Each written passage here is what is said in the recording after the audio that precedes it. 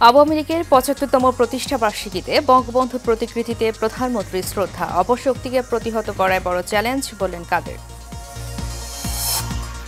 প্রতিষ্ঠা বার্ষিকীতে দেশ জুড়ে আওয়ামী লীগের নানা আয়োজন, বিকেলে সোহরাওয়ার্দী উদ্যানের জনসভায় বক্তব্য রাখবেন প্রধানমন্ত্রী শেখ হাসিনা। এবং উত্তরাঞ্চলে বন্যা পরিস্থিতির উন্নতি, পানি কমায় কুড়িগ্রামে বাড়ছে নদী ভাঙন, দুর্ভোগে চরাঞ্চল ও নিম্ন অঞ্চলের মানুষ।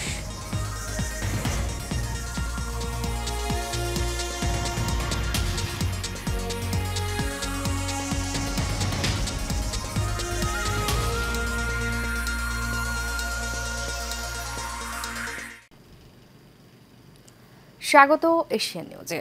আপনাদের সাথে আছি আমি উর্মি আক্তার। এতক্ষণ শুনছিলেন বিআরবি কেবল ইন্ডাস্ট্রিজ লিমিটেড সংবাদ শিরোনাম।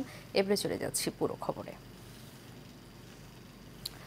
আওয়ামী লীগের ৭৫তম প্রতিষ্ঠা বার্ষিকীতে বঙ্গবন্ধু শেখ মুজিবুর রহমানের প্রতিকৃতিতে ফুল দিয়ে শ্রদ্ধা জানিয়েছেন দলের সভাপতি ও প্রধানমন্ত্রী শেখ হাসিনা। সকাল ৭টায় ধানমন্ডির ৩২ নম্বরে বঙ্গবন্ধুর প্রতিকৃতিতে পুষ্পার্ঘ্য অর্পণ করে এই শ্রদ্ধা জানান প্রধানমন্ত্রী। এ সময় প্রথমে প্রধানমন্ত্রী ও পরে আওয়ামী লীগের সভাপতি হিসেবে দলের শীর্ষ নেতাদের নিয়ে বঙ্গবন্ধুর প্রতিকৃতিতে শ্রদ্ধা জানান তিনি।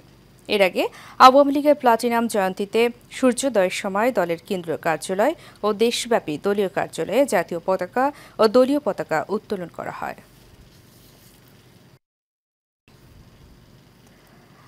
সাম্প্রদায়িক শক্তি বিএনপির নেতৃত্বে ঐক্যবদ্ধ, এই অপশক্তিকে প্রতিহত করাই বড় চ্যালেঞ্জ, এমন মন্তব্য করেছেন আওয়ামী লীগের সাধারণ সম্পাদক ওবায়দুল কাদের। দলটির প্রতিষ্ঠা বার্ষিকী উপলক্ষে ধানমন্ডি ৩২ নম্বরে বঙ্গবন্ধুর প্রতিকৃতিতে শ্রদ্ধা নিবেদন শেষে সাংবাদিকদের একথা বলেন। জঙ্গিবাদী শক্তি আমাদের অভিন্ন শত্রু। এই অভিন্ন শত্রু বিএনপির নেতৃত্বে ঐক্যবদ্ধ। আমাদের আজকে অঙ্গীকার, আমাদের আজকের শপথ, এই অপশক্তিকে পরাজিত করতে হবে, পরাভূত করতে হবে এবং আমাদের বিজয়কে আমরা সুসংহত করব। আওয়ামী লীগের ৭৫তম প্রতিষ্ঠা বার্ষিকী আজ। গত ৭ দশকে ভাষা আন্দোলন ও মহান মুক্তিযোদ্ধা থেকে শুরু করে দেশের সব আন্দোলন সংগ্রামে সামনে থেকে নেতৃত্ব দেয়া প্রাচীন ঐতিহ্যবাহী এই রাজনৈতিক দলটি এবার পা রাখছে ৭৩ বছরে। সব প্রতিবন্ধকতা কাটিয়ে আগামীতে ঐতিহ্যের ধারাবাহিকতা ধরে রাখবে বলে আশা কর্মী ও সমর্থকদের। আওয়ামী লীগের প্রতিষ্ঠা বার্ষিকীতে দলটির ইতিহাস ও নিজের কিছু দিক বিশ্লেষণ করেছেন নূর মোহাম্মদ ভূঁইয়া। উপমহাদেশের প্রাচীন ও ঐতিহ্যবাহী রাজনৈতিক দল বাংলাদেশ আওয়ামী লীগ। সময়টা ১৯৪৯ সালের ২৩ জুন, শুরুটা পুরান ঢাকার ঐতিহাসিক রোজ গার্ডেন থেকে। মাওলানা আব্দুল হামিদ খান ভাসানী আর শামসুল হকের নেতৃত্বে শুরু হয় পথ চলা। ১৯৫০-এর নিখিল পাকিস্তান আওয়ামী লীগ নামক দলটির সভাপতি হন হোসেন শহীদ সোহরাওয়ার্দী, আর ৫৫-তে সাধারণ সম্পাদক নির্বাচিত হন বঙ্গবন্ধু শেখ মুজিবুর রহমান। এরপর বঙ্গবন্ধুর নেতৃত্বে বাঙালির স্বাধিকার থেকে বাংলাদেশের স্বাধীনতা সংগ্রাম সহ আন্দোলনের নানান অধ্যায়ে রয়েছে দলটির গৌরব উজ্জ্বল ভূমিকা। তখন প্রাথমিকভাবে দল গঠন করা হয়। মাওলানা ভাসানীর সভাপতি, শামসুল হক সাহেব সাধারণ সম্পাদক। বঙ্গবন্ধু তখন কারাগারে ছিলেন। কারাগারে থাকা অবস্থায় তাকে একমাত্র যুগ্ম সম্পাদক হিসেবে নির্বাচিত করে ঘোষণা করা হয়। তারা তীব্র ভাষায় তখনকার সরকারের দুর্নীতি, স্বজনপ্রীতি এবং জনগণের প্রতি তাদের অবিচার অত্যাচারগুলো তুলে ধরেন ও আন্দোলনের ডাক দেন। ৭৫-এর ১৫ আগস্ট বঙ্গবন্ধুকে নৃশংসভাবে হত্যা করা হলে চাপে পড়ে দলটি। এরপর ১৯৮১-তে দেশে ফিরে আওয়ামী লীগের হাল ধরেন বঙ্গবন্ধু কন্যা শেখ হাসিনা। দীর্ঘ ২১ বছর পর ১৯৯৬-তে সরকার গঠন করে আওয়ামী লীগ। আওয়ামী লীগ হলো একটি মাঠের দল, মানুষের দল, গণমানুষের দল। কাজে এই ব্যাপারে আমি পরিষ্কার করতে চাই যে আওয়ামী লীগ তার রাজনৈতিক অবস্থান থেকে তৃণমূল পর্যায়ে দলটি বিস্তৃত। কাজে এই দলটি কর্মী নির্ভর দল এবং আমাদের নেত্রী শেখ হাসিনা প্রতিনিয়ত মনিটরিং করেন এই দলটিকে মানুষের কাছে থাকার জন্য। এই ৭৫ বছরের ইতিহাস বাংলাদেশের বাঙালি জাতিসত্তার, মহান মুক্তিযুদ্ধের মুক্তি সংগ্রামের এবং দেশকে আজকে উন্নয়ন অগ্রগতির সমৃদ্ধির সমস্ত পর্যায়ের শত অর্জন, শত সাফল্য, শত গৌরব গাথা নিয়েই বাংলাদেশ আওয়ামী লীগ। ৭.৫ দশক ধরে আওয়ামী লীগের পথ চলা এক গৌরব উজ্জ্বল। দীর্ঘ এই পথ চলায় সংগঠনটি বাঙালি জাতির অধিকার ও গণতন্ত্র প্রতিষ্ঠার সংগ্রামে সকল বাধাকে জয় করে সংযুক্ত করেছে একের পর এক সফলতা। আমার সুখে আমার দুঃখে বৃষ্টি নামে তোমার চোখে। নূর মোহাম্মদ ভূঁইয়া, এশিয়ান টেলিভিশন, ঢাকা। গৌরব, ঐতিহ্য ও সংগ্রামের ৭৫তম প্রতিষ্ঠাবার্ষিকী প্লাটিনাম জুবিলি এর প্রতিপাদ্যে সারা দেশে নানা আয়োজনে পালিত হচ্ছে আওয়ামী লীগের প্রতিষ্ঠাবার্ষিকী। এ উপলক্ষে সকালে জামালপুর জেলা আওয়ামী লীগের দলীয় কার্যালয়ে জাতীয় ও দলীয় পতাকা উত্তোলন এবং বঙ্গবন্ধুর প্রতিকৃতিতে শ্রদ্ধা নিবেদন করা হয়। পরে বঙ্গবন্ধু সহ জাতীয় ৪ নেতা মহান মুক্তিযুদ্ধে আত্মদানকারী শহীদ, বিভিন্ন আন্দোলন সংগ্রামে মৃত্যুবরণকারী সকল শহীদদের প্রতি সম্মান জানিয়ে ১ মিনিট নীরবতা পালন করা হয়। এছাড়াও দেশ জুড়ে নানা আয়োজনে পালিত হচ্ছে আওয়ামী লীগের প্রতিষ্ঠাবার্ষিকী।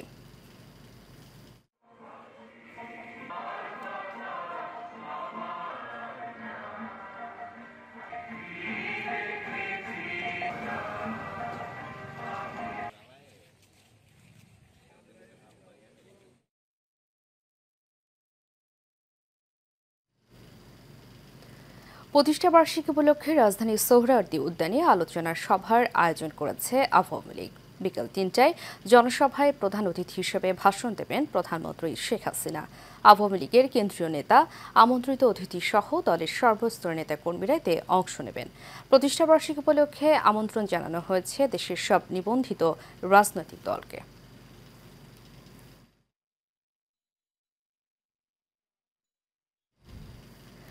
বাংলাদেশের যত অর্জন সবই আওয়ামী লীগের হাত ধরে হয়েছে, এমনটাই বলেছেন বঙ্গবন্ধু সৈনিক লীগের কেন্দ্রীয় কমিটির সভাপতি বীর মুক্তিযোদ্ধা আলহাজ হারুন রশিদ সিআইপি।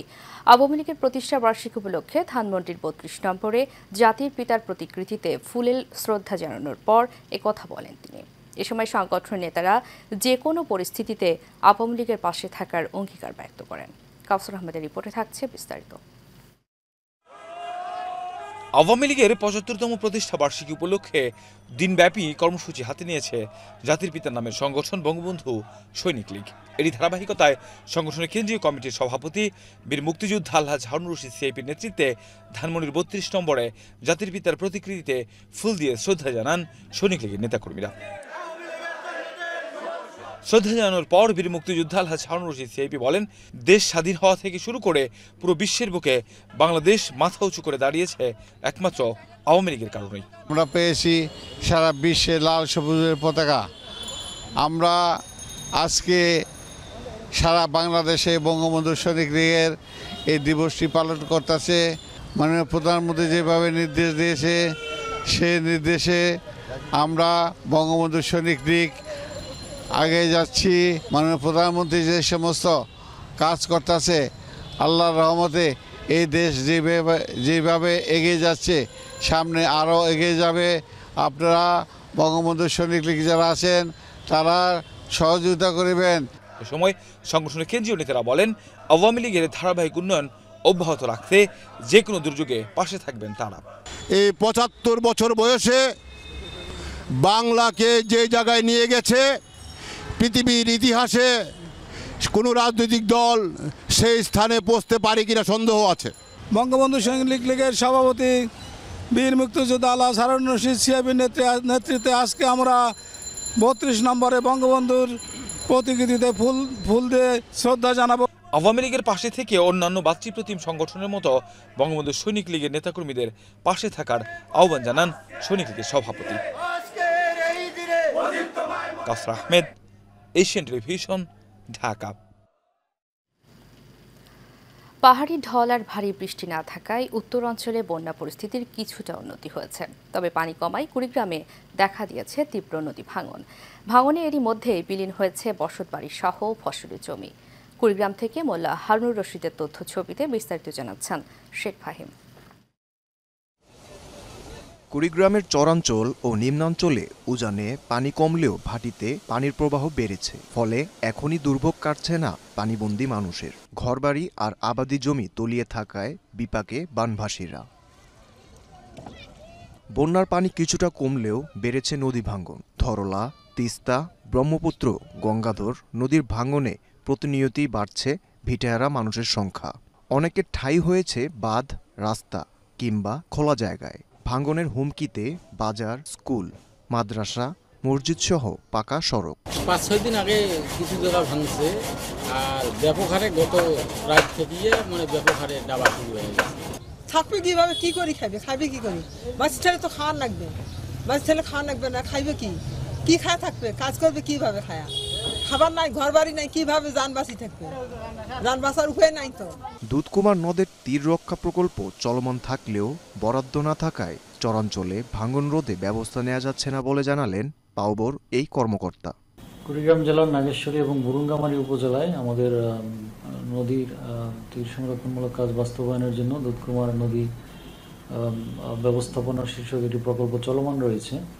তবে চর এলাকায় কাজ করার জন্য আমাদের কোনো অনুমতি বা বরাদ্দ নেই, এই কারণে চরের ভাঙন রোধে আমরা কাজ করতে বাস্তবায়ন করতে সম্ভব হচ্ছে না। ত্রাণ নয়, বেঁচে থাকার শেষ সম্বলটুকু রক্ষায় স্থায়ী বাঁধ নির্মাণের দাবি চরাঞ্চল ও নিম্নাঞ্চলের মানুষের। Sheikh Fahim, Asian television. কৃষি সম্প্রসারণ অধিদপ্তরের আয়োজনে সিরাজগঞ্জের উল্লাপাড়ায় কন্দাল ফসল উন্নয়ন প্রকল্পের আওতায় 3 দিনব্যাপী কৃষি মেলা, আলোচনা সভা ও শোভাযাত্রা হয়েছে। উপজেলার নির্বাহী কর্মকর্তা সানজিদা সুলতানের সভাপতিত্বে কৃষি মেলায় প্রধান অতিথি ছিলেন স্থানীয় সংসদ সদস্য বীর মুক্তিযোদ্ধা মোহাম্মদ শফিকুল ইসলাম শফি। স্বাগত বক্তব্য রাখেন উপজেলা কৃষি কর্মকর্তা কৃষিবিদ সুবর্ণা ইয়াসমিন সুমি। এ সময় উপস্থিত ছিলেন উপজেলা পরিষদ চেয়ারম্যান সেলিনা মির্জা মুক্তি, ভাইস চেয়ারম্যান আবু সাইদ সরকার, মহিলা ভাইস চেয়ারম্যান সবিতা প্লাবনী সুইটি।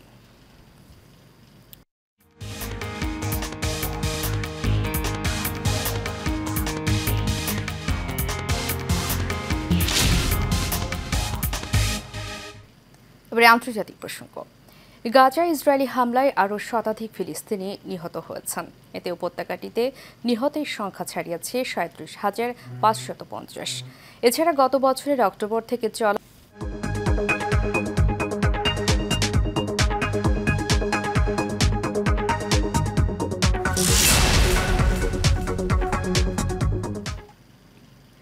যশোরের রাজেরহাটে সরকার নির্ধারিত মূল্যে বিক্রি হচ্ছে না পশুর চামড়া। ঈদ পরবর্তী প্রথম হাটে গরুর চামড়া বিক্রি হয়েছে 30 থেকে 35 টাকা ফুট দরে। ছাগলের চামড়া বিক্রি হয়েছে 15 থেকে 20 টাকায়। এতে এবারও লোকসানের শঙ্কায় মৌসুমি ব্যবসায়ীরা। মোহাম্মদ রবিউল ইসলামের পাঠানো তথ্য ছবিতে বিস্তারিত জানাচ্ছেন এই মিতু। দক্ষিণ পশ্চিমাঞ্চলের সর্ববৃহৎ পশু চামড়ার হাট যশোরের রাজারহাটে বসা ঈদ পরবর্তী হাটে চামড়া উঠেছে আশানুরূপ। টানা কয়েক বছরের মন্দা কাটিয়ে কিছুটা লাভের আশায় হাটে আসেন আশপাশের 15 জেলার ক্রেতা বিক্রেতারা। মৌসুমি ব্যবসায়ীরা বলছেন, হাটে 8 থেকে 10 মণ ওজনের লবণযুক্ত গরুর চামড়া বিক্রি হয়েছে 1000 টাকায়, আর ছোট ও মাঝারি গরুর চামড়া বিক্রি হয় 300 থেকে 600 টাকায়। মূল্য নেই ছাগলের চামড়ার। এতে লোকসানের শঙ্কায় রয়েছে ব্যবসায়ীরা।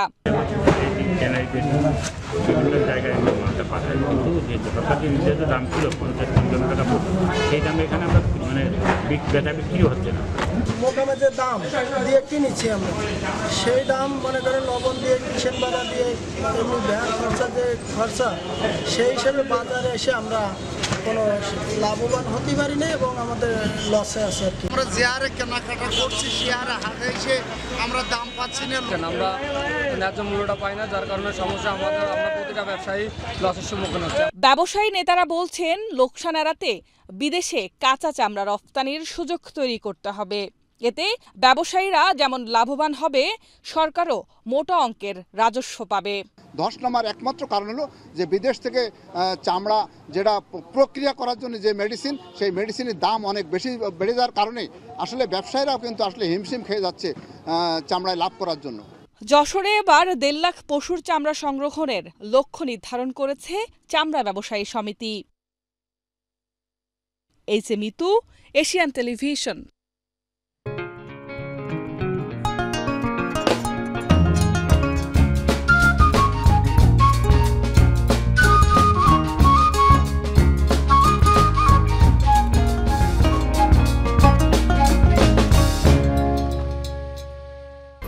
HM Expert B500 CWR স্বাধীনতার সুবর্ণ জয়ন্তীতে নতুন বাংলাদেশ গড়ার প্রত্যয়।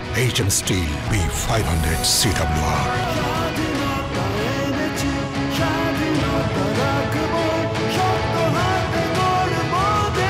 HM Steel। এবারে HM Steel চট্টগ্রাম সংবাদ। অপরূপ প্রাকৃতিক সৌন্দর্যের লীলাভূমি চট্টগ্রাম বিশ্ববিদ্যালয়। নৈসর্গিক শোভামণ্ডিত পরিবেশে পাহাড়ি উঁচু নিচু টিলা আর সমতল ভূমিতে গড়ে ওঠা হাজারো গাছপালা ও বনবনানীতে পরিপূর্ণ যেন এক স্বর্গরাজ্য। পাখির কলকাকলিতে মুখর জীববৈচিত্র্যে ভরপুর অনন্য এই বিদ্যাপীঠ। ক্যাম্পাসের সবুজায়ন নিয়ে সরোয়ার আমিন বাবুর তথ্যচিত্রে বিস্তারিত জানাচ্ছেন অনুকৃতি আদিত্য। উত্তর চট্টগ্রামের হাটহাজারীতে 2312 একর জুড়ে বিস্তৃত চট্টগ্রাম বিশ্ববিদ্যালয়। আয়তনের দিক দিয়ে এটি দেশের সর্ববৃহৎ বিশ্ববিদ্যালয়। 1966 সালে প্রতিষ্ঠিত পাবলিক এই বহু অনুষদ ভিত্তিক স্বায়ত্তশাসিত গবেষণা বিশ্ববিদ্যালয়টি বাংলাদেশের স্বাধীনতা ও গণতান্ত্রিক আন্দোলনের অন্যতম সূতিকাগার। পাশাপাশি শহরের কোলাহল আর যান্ত্রিকতা থেকে দূরে অবস্থিত চট্টগ্রাম বিশ্ববিদ্যালয় ক্যাম্পাস যেন প্রকৃতি আর মানবপ্রেমের মিলনস্থল। চট্টগ্রাম বিশ্ববিদ্যালয় প্রাকৃতিক পরিবেশের দিক দিয়ে একটি অনন্য বিশ্ববিদ্যালয়। বাংলাদেশের যতগুলো বিশ্ববিদ্যালয় আছে প্রাকৃতিক সৌন্দর্যের দিকে চট্টগ্রাম বিশ্ববিদ্যালয় অন্যতম। পুরো ক্যাম্পাসের বনবনানী জুড়ে বন্যপ্রাণীর অভয়ারণ্য সংরক্ষণে রয়েছে বিভিন্ন প্রশাসনিক উদ্যোগ। এটিকে অব্যাহত রাখার তাগিদ দিলেন সমাজবিজ্ঞান অনুষদের dean professor Sirajuddaula. Forest environmental science বিভাগ, ডিপার্টমেন্ট অফ বোটানি যৌথ উদ্যোগে যদি আরও পরিকল্পিত উপায়ে এখানে বনায়নের উদ্যোগ নেয় তাহলে আমাদের ক্যাম্পাস আমি মনে করি সারা বিশ্বে হয়তো র্যাঙ্কিংয়ে চলে আসবে, বিশেষ করে গ্রিন ক্যাম্পাসের কন্টেস্ট থেকে। সবুজায়নের ধারাকে অব্যাহত রেখে বিশ্ববিদ্যালয়টিকে আরও পরিবেশ বান্ধব ও আধুনিক প্রযুক্তিতে রিসাইকেলিং করার কথা জানালেন উপাচার্য প্রফেসর ডক্টর মোহাম্মদ আবু তাহের। আমাদের এখানে আপনারা জানেন দুইটা ডিপার্টমেন্ট কাজ করে, একটা institute of forest and environmental science, এটা গত বছর ফার্স্ট পুরস্কার পেয়েছিল, আপনি জানেন, আপনারা রাষ্ট্রীয় পুরস্কার, প্রধানমন্ত্রী পুরস্কার। বিশ্ববিদ্যালয় অঙ্গনে শিক্ষা প্রতিষ্ঠানের সবুজায়নে পুরস্কার পাবে। আর বন্যপ্রাণী যে সংরক্ষণ, এটা হলো আমাদের জুলজি ডিপার্টমেন্ট। তারা তাদের একটা কোঅর্ডিনেশন সেল আছে, তার মাধ্যমে সেটা করে, কিছু এলাকা অভয়ারণ্য করে এটা দেয় বেসিক্যালি দ্য জবস। এই কাজটা মোটামুটি হয়। পরিবেশ প্রকৃতি রক্ষা ও জীববৈচিত্র্য সংরক্ষণে সারা বিশ্বব্যাপী যে আওয়াজ উঠেছে তাতে বিশ্ববিদ্যালয়ের মতো উচ্চশিক্ষা প্রতিষ্ঠানগুলো নিতে পারে বিভিন্ন একাডেমিক ও গবেষণামূলক উদ্যোগ। অনুকৃতি আদিত্য, এশিয়ান টেলিভিশন। শেষ করব এশিয়া নিউজ। তার আগে বিআরবি কেবল ইন্ডাস্ট্রিজ লিমিটেড সংবাদ শিরোনামগুলো জানাবো আরও একবার।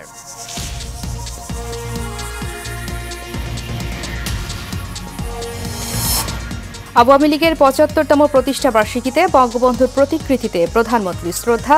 অপশক্তিকে প্রতিহত করায় বড় চ্যালেঞ্জ বললেন কাদের। প্রতিষ্ঠা বার্ষিকীতে দেশ জুড়ে আওয়ামী লীগের নানা আয়োজন। বিকেলে সোহরাওয়ার্দী উদ্যানে জনসভায় বক্তব্য রাখবেন প্রধানমন্ত্রী শেখ হাসিনা। এবং উত্তরাঞ্চলে বন্যা পরিস্থিতির উন্নতি, পানি কমায় কুড়িগ্রামে বাড়ছে নদী ভাঙন, দুর্ভোগে চরাঞ্চল ও নিম্ন অঞ্চলের মানুষ।